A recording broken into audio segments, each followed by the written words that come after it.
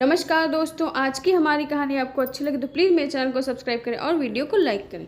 सुहानी जैसे ही नहाकर बाहर निकली तो उसके देवर ने उसको टोकते हुए कहा, भाभी देखो मम्मी खुद ही रोटी सेक रही हैं, आप कितनी देर लगाती हो नहाने में, थोड़ा जल्दी कर लिया करो। पर भैया मुझे तो मुश्किल से 15 मिनट ही लगे होंगे बाथरूम में।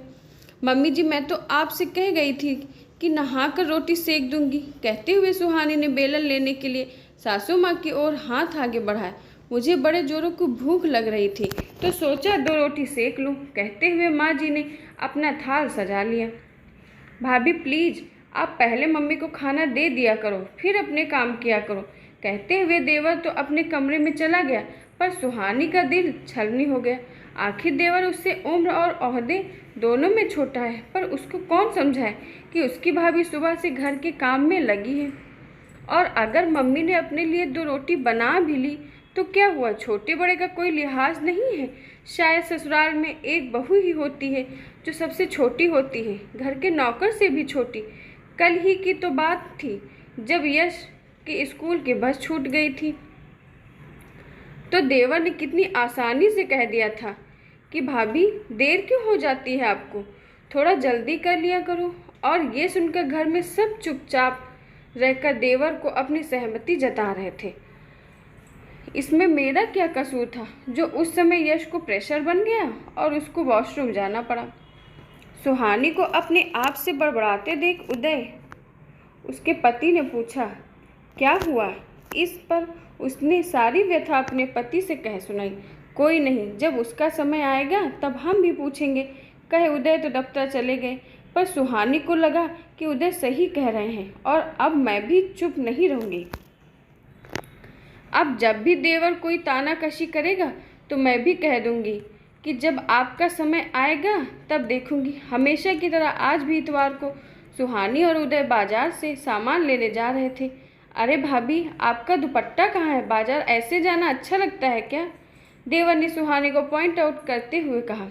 भैया इन कुर्तियों पर दुपट्टा नहीं लिया जाता। सुहानी को मन ही मन बहुत गुस्सा आ रहा था। इतने में माँ जी भी बोल पड़ी, अरे बहू ले ले दुपट्टा, क्या अजीब अजीब फैशन चल पड़े हैं आजकल। परंतु उदय ने सुहानी का हाथ पकड़कर बाहर का दरवाज़ा खोला और बात को संभालते हुए कहा, अरे ठीक है सब, अब चलो सुहानी, आज तो हद ही हो गई। उदय देखा ना आपने अपने भाई को, किस तरह बात करता है मुझसे, जाने क्या क्या कहता रहता है कि आप बहुत ज़ोर से बोलती हो, आप यश को अच्छे से खाना नहीं खिलाती, आपको राजमा बनाना नहीं आता, आप मम्मी का ध्यान नहीं रखती, आप अच्छे कपड़े नहीं पहनती, आपको हर 2 महीने में अपने मायके जाना होता है। सुहानी अपनी भड़ास निकाल रही थी, पर इस पर उदय ने कहा, शांत हो जाओ, मैंने तो कुछ नहीं कहा ना तुमको। सुहानी को कम से कम इस बात से तो संतुष्टि थी कि उदय ने उसका साथ दिया, वरना तो बहुत सी लड़कियां हैं जहां उनके पति भी उनका साथ नहीं देते। समय बीता और सुहानी के जेठानी बनने की घड़ी भी आ गई। देवर जी की रानी भी घर पधार चुकी थी। चूँकि हर बात में नुक्ताचीनी करने वाले परम ज्ञानी और सलाहदाता देवर जी की रानी थी, तो लगा अगले दिन जल्दी उठकर समय से अपने काम निपटा लेगी। लगभग महीना बीत गया, घूमना फिरना मौज मस्ती सब हो गया। तो अब सुहानी ने साफ साफ माँ जी से कह दिया कि छोटी बहू को घर की जिम्मेदारी सौंप दी जाए। जिम्मेदारियां तो सौंप दी गई, परंतु देवरानी जी को मायके की इतनी याद आई कि देवर जी उसके आंसू न सह पाए। जेठ जी के सामने ऐसे आना अच्छा लगता है क्या। क्या हुआ देवर जी, चुप क्यों हो। खैर बात आ गई हो तो गई। हमेशा की तरह इतवार को बाजार से सामान लेकर जब उदय और सुहानी घर पहुँचे तो पाया कि माँ जी रोटी बना रही है। माँ जी आप रोटी सेक रही हैं, छोटी कहाँ है।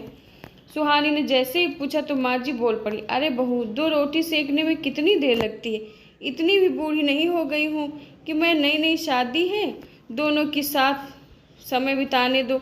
इतने में देवर जी भी बाहर आ गए और सुहानी ने भी अपनी भौहें तानते हुए कहा, क्या हुआ देवर जी, माँ जी खुद ही रोटी सेक रही हैं, आप लोग बिल्कुल ध्यान नहीं रखते मम्मी जी का। देवर जी भी भाभी को घूरते हुए तो रहे, पर जुबान बिल्कुल चुप थी। यूं ही वक्त बीतता गया। उदय ने पास में ही अपना फ्लैट ले लिया। देवर जी अब पिता बन चुके थे और अक्सर सुहानी और देवर जी की भेंट सुबह सुबह बच्चों के स्कूल भेजने के समय बस स्टॉप पर हो जाया करती थी। महीने में 3-4 बार तो देवर जी के बेटे भी स्कूल बस छूट जाया करती थी। सुहानी भी चुप न रहती और पूछ लेती, क्या हुआ देवर जी, अब चुप क्यों हैं? आशा करती हूँ दोस्तों आपको हमारी कहानी अच्छी लगी होगी। धन्यवाद दोस्तों।